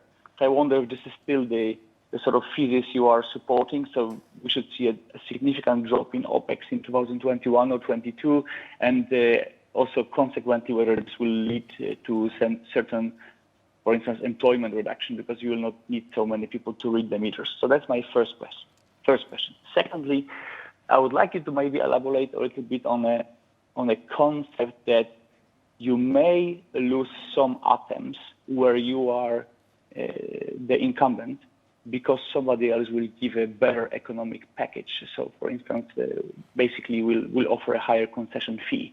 So consequently, will it lead to a development where you will be bidding with the highest possible concession fee in order to actually keep the atom and mitigate the risk? And thirdly, on investments, I wonder for you or for the system, for the regulator, for everyone, what do you think is more important for investment? To keep the allowed WACC flat or only decrease it slightly in the next review, or actually to accelerate tenders and M&As? Thank you very much. Well, on the third question, I don't know if you make a selection, a choice, either one or the other. It's like when you have a dessert, you have only to take one and not both. So, but I will answer to you to this point. First question. Yes, on the smart meters, there is, when you install the smart meters, there is a significant reduction in the traditional reading. That's correct. And we have already included in 2020. Not all, still something was included in the cost in 2021. very, very limited. It will disappear completely in 2022. But the reading has always been done, the traditional reading, by a third party, never by us. I mean, it's a very low,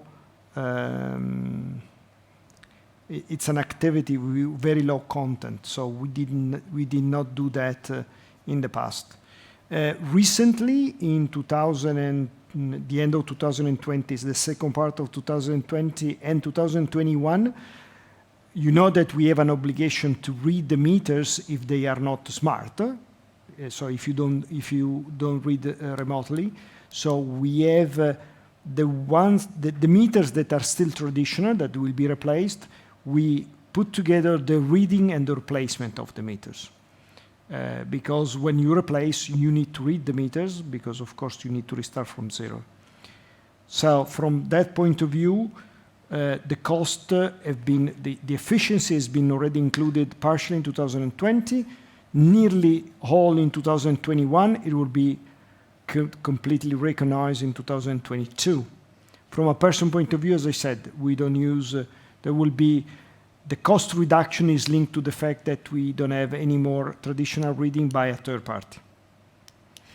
On the tender side, maybe just to make it clear, the concession fees are kept.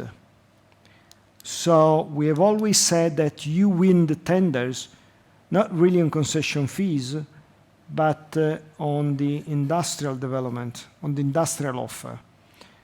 Because by law, you cannot raise the concession fee at any level. They are kept. So we may lose the tender because it's a possibility that may happen, as long as the other will make a better offer than us from a technical and industrial point of view, or a development of the grid point of view, but not really from a package point of view, from an economic package point of view. We have always said when there is a competition in that item, most likely all the competitors will raise the concession fee at maximum level allowed by the regulation, not by the regulation, by the legislation. On the third one, well, I think that there should be no choice between the two options that you give to me, in a sense that the acceleration of the tender, it's an opportunity for the country. It's not an opportunity only for the operators. For the fact that without the tenders, part of the network will not be upgraded to digital ones, and also because you lose investment that are extremely precious for our economy. On the WACC side, I think that to support investment in an environment like the one that we are living, that none of us have never experienced before, we hope that the regulator will adapt or will take a decision consistent with the current times. In other terms, we don't know the inflation, if it's going to grow. We don't know what is going to happen to the interest rate. We don't know what is going to happen to the economy and to the recovery of the economy. So if I were the regulator, I would select a position that will help all the regulated business to continue to invest even at a higher level, because that is the main objective of our economy. If I may push on the third point a little bit more, do you think network companies could actually, if there is a risk, network companies could actually cut on investments should the WACC be decreased by whatever, 60 basis points, which would be indicated by the spread between Italian and German rates? Or you think it's more about if you keep the WACC flat, then we will actually provide with more investments? Thank you. You know, when you envisage a big cut in terms of the WACC, and of course, any regulated company with such a big cut will analyze the CapEx plan, because we need to make a CapEx plan that is sustainable from a financing point of view. So it will be revised, it will be reanalyzed, I would use this term, and it will be the same for us also. Thank you very much. Next question, please. The next question is from Aldo Bonati with Etica SGR. Please go ahead. Good morning, good afternoon, everyone, and thank you, Mr. Gallo, for your presentation. I have just one question on the greenhouse gas emissions reduction targets of the company. And the question is the company considering to commit to make its emissions reduction targets certified by the Science Based Targets initiative that represent an international standard for investors? Thank you very much. Honestly, the line was very bad, but can you repeat the question? Would you mind? Sure. Can you hear me better now? A little bit better. Yeah, if you speak slowly, it's probably better. You increase the cleanness of the line. Sure. Sorry. So the question is about the emissions reduction targets of the company. And I'm wondering if the company is considering to commit to make its emissions reduction targets certified by the Science Based Targets initiative that represent an international standard for investors. Thank you. Absolutely yes, because as I said before, this emission reduction or net energy consumption reduction are not a general, let me say, target. But the number is coming from a detailed analysis and detailed evaluation and detailed action to be implemented to arrive to such a reduction. So we have a clear picture about 2020. So a number, let me say, tons of CO2. So we have a clear and certified number at the end of 2020. We will have a clear and certified number at the end of every year. We should not wait until 2027, but every year we can check and certify the progression in the CO2 emission. Similar for the energy consumption, they are measured in terajoule. We know exactly which is the amount of terajoule consumed in 2020. We will check and certify year by year the amount, the new amount, and certify the reduction. So the answer is yes. The reason why I'm saying yes is because the way that we built the targets, 30 and 25%, is an analytic way, is not a general way. Thank you very much. Next question, please. As a reminder, if you wish to register for a question, please press star and 1 on your telephone. Ms. Scaglia, gentlemen, there are no more questions registered at this time.